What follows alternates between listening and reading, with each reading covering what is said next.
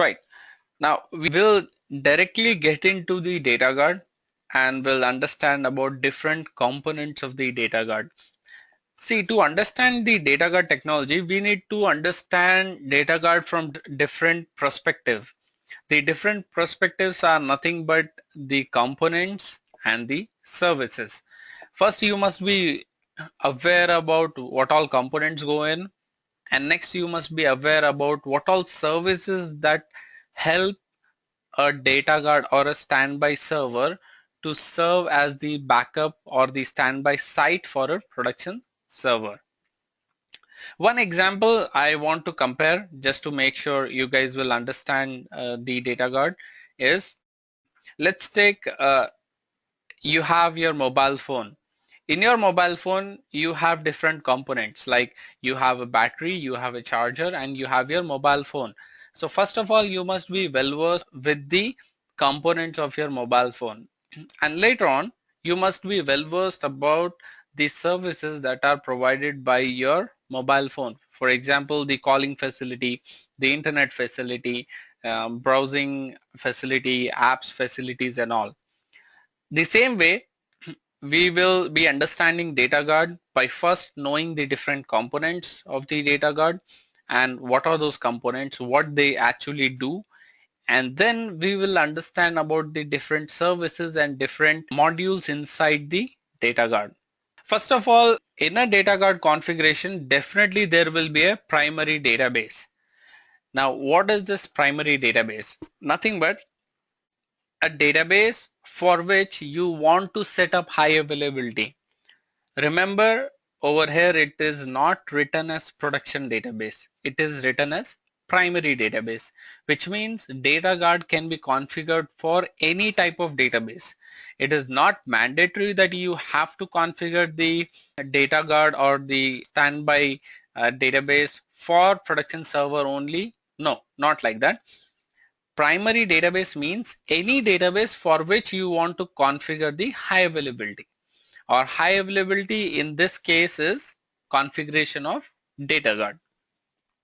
So simple terms, primary database, it's a database for which we have configured or we are about to configure the high availability, or we are about to set up the data guard.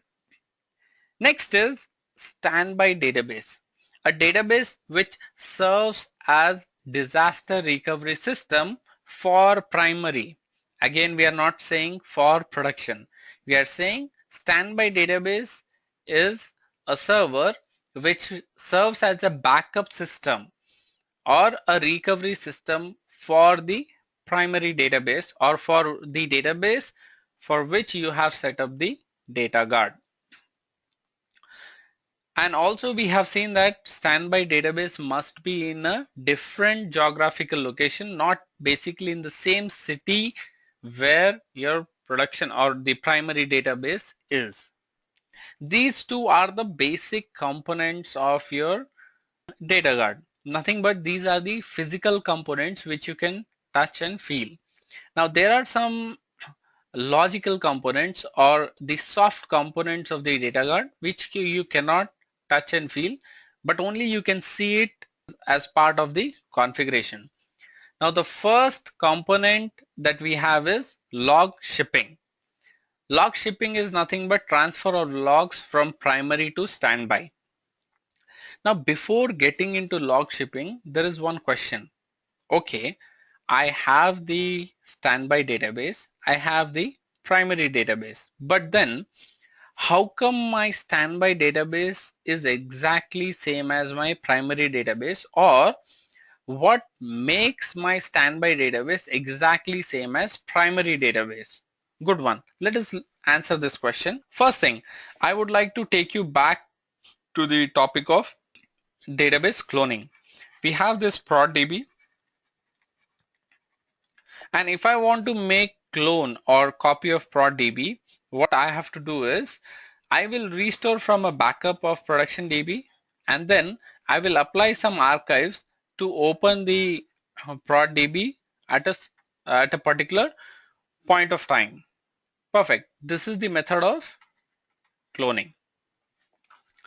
Now remember, When I am applying these archive logs or when we apply the redo logs, in our case as a DBA you should know archive logs and redo logs are nothing but one and the same. Archives are nothing but backup of your redo logs. Both contains the exactly same data. So if I apply the archive logs or I apply the redo logs, what exactly is happening? All the transactions that are recorded under your redo logs, they are being re-executed on your database. That is why the name is redo.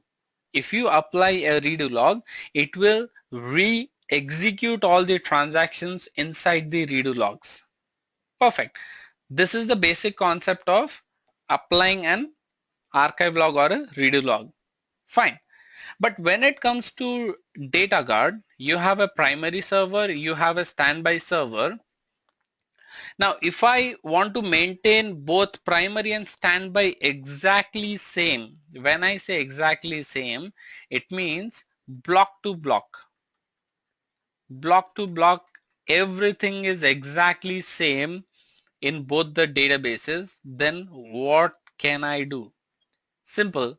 Any redo that is generated over here or any archive that is generated over here, I just need to apply it onto the DR system or nothing but my standby server.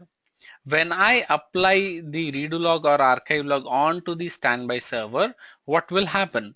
It will re-execute the transaction onto the standby server.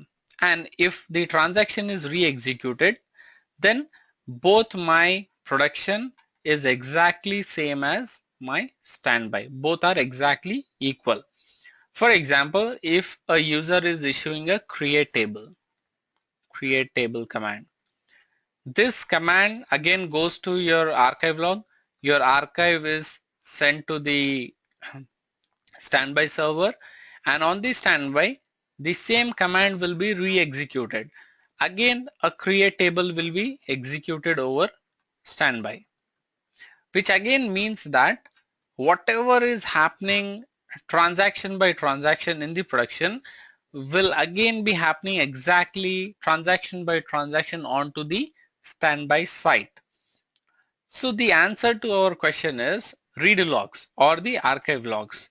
How can you maintain your standby server exactly same as your production server is by applying either the archive logs or the redo logs onto the standby server, because these are the files which contains the commands which are to be re-executed onto a different server, nothing but our standby server. Now that we know how can I maintain my standby database exactly same as my production database, there is one service that runs in DataGuard. It is known as log shipping service. The job of log shipping service is to transfer the logs from primary to standby. There is no other job of log shipping service. It will only pick up the logs from the production or the primary whenever the logs are generated, and it will transfer them onto the standby. That is the job of log shipping service.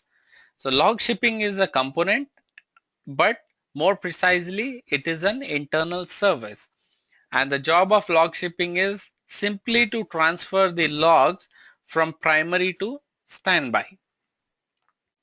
And finally you have a log apply service.